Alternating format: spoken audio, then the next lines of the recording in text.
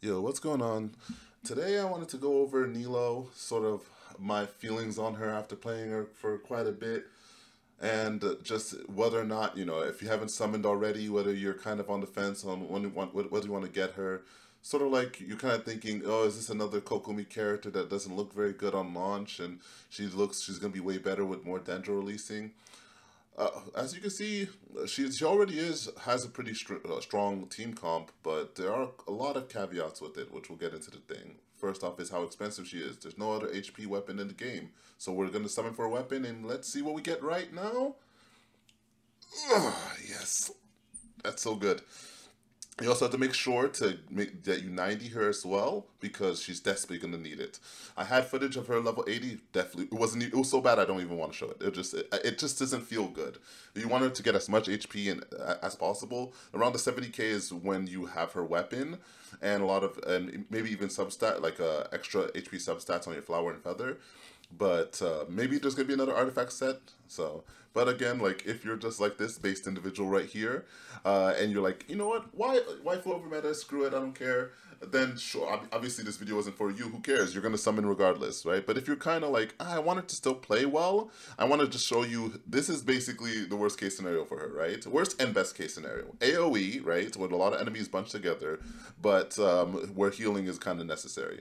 Now, there's not too many situations like this. Genshin doesn't really, give too many situations like this. But Bloom rips through your health. You see how much health my Nilou has, and she's getting ripped through 55k, and she got killed. So that's rough. Typically, Kokomi's healing's enough, but unfortunately, in the team comps like this, Kokomi's going to be the one triggering it most, right? Other than your Dendro characters too. So you have to make sure there's a lot of EM on her. And if you make sure there's a lot of EM on Kokomi, then you're gonna see what happened to me is gonna happen to you. And if you don't even play Abyss and you're just mostly into overworld that type of thing and just doing domains, you're gonna see that your statue is gonna be taking quite a beating. But let's say but there shouldn't really be a need for you to go into this domain unless you're building Nito and Albedo, which is also on the banner. So if you're building both of them, then this is gonna probably be you. But yeah, for the most part though, if you, let's say like you do this, you just make sure that only Kokomi's on the field and you put her in burst form and she's healing, you're good to go. And if you use Barbara instead, which we'll show later in the video, you're still going to be able to do quite a bit of good healing. She's still going to be able to heal, and if anyone dies on your team, Barbara's C6 goes crazy. And a lot of people get spooked by Barbara. So potentially, if you do have C6 Barbara, her C2, I believe, is C6 are pretty good for these kind of comps. Also, anybody out there kind of coping, being like, this team comp will be much better if there's going to be a Dendro shielder or a Hydro shielder. It's like, that's no, because you kind of need to take damage for this to work in the first place. So you need to take damage. So you cannot have a Hydro shielder and you cannot have a Dendro shielder, only healing. So I like that miHoYo's kind of going towards, we need to make, healers more relevant in the game. But this kind of restriction people do not like, as we'll show later on in the video as well. It's not exactly the most fun, but you can see in Overworld, even for small bosses, she's still putting in numbers, she's putting in work. But for here, I want to show an example of basically what's going to happen or what you're going to need to do to be able to use her effectively, right? So there's no grouping because miHoYo had to ban everything. I personally, I'm like, you could have just banned Electro and Pyro and you would have been fine. But they wanted to ban everything but Hydro and Dendro. But as you can see, if they're all bunched together, you do a lot of damage. If not, and that character isn't gonna, that little enemy is not gonna go into the circle, you're gonna have to restart your whole rotation for one enemy. So that's gonna be kind of sucky. And as you probably heard by now, if you've seen any other videos on Nilou, she's not very good in boss content. She's still gonna do something, right? And if you're in the Abyss and there's double boss content, oof. But otherwise, like, look, whole rotation taking up half the Geobishop in the Abyss, that's 2 times as much, so that'll be like a fourth, maybe a fourth of its health bar for an entire rotation is kind of rough. Because Bloom scales very well in AOE, so this is definitely not her strong suit, and you can see it. But there's enough boss killers in the game, so you don't need her to be, right?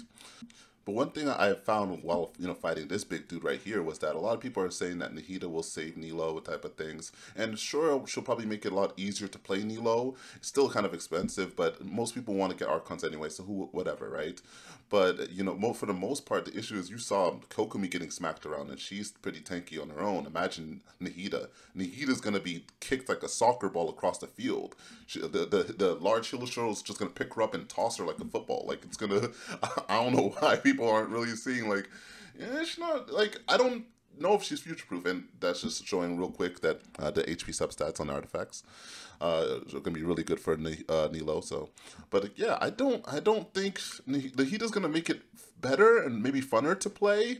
But she's not really gonna save her because if you're gonna be making sure that Nahida is the one triggering all the reactions in the team, right? Just so that you can kind of have a little more control than what this is. This is chaotic. You see basically a lot of the times it's Kokomi triggering it, but a lot of times it's either the Traveler or Kole. At least with Nahida, it's gonna be she's gonna be able to control it. Also, in terms of the weapon banner, Nilou really wants her weapon.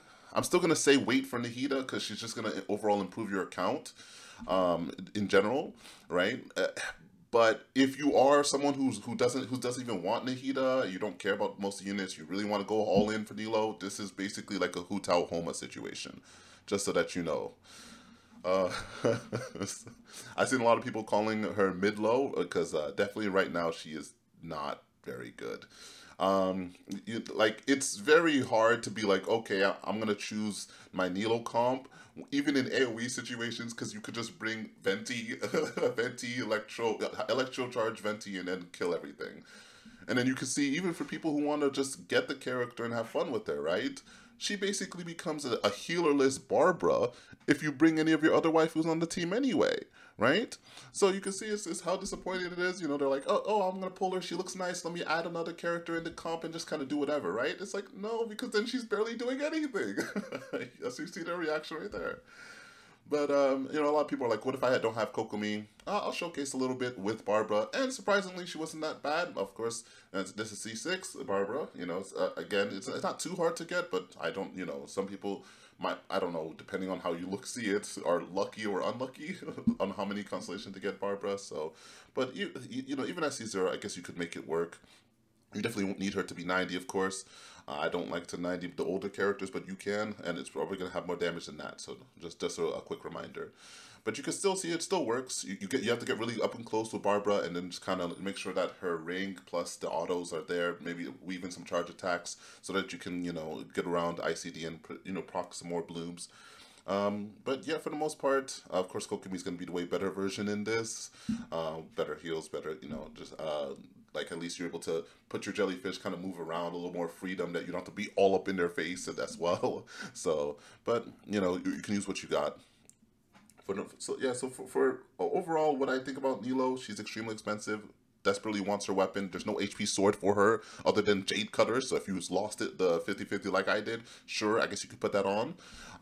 Yeah, I guess you get to use your Traveler. Your Traveler is going to basically be stuck on Dendro Traveler. So don't forget about the other versions if you want to really be a Nilou main. You get to use Kole, so that's pretty cool too. But for the most part, you're probably going to want Nahida. So good luck with that.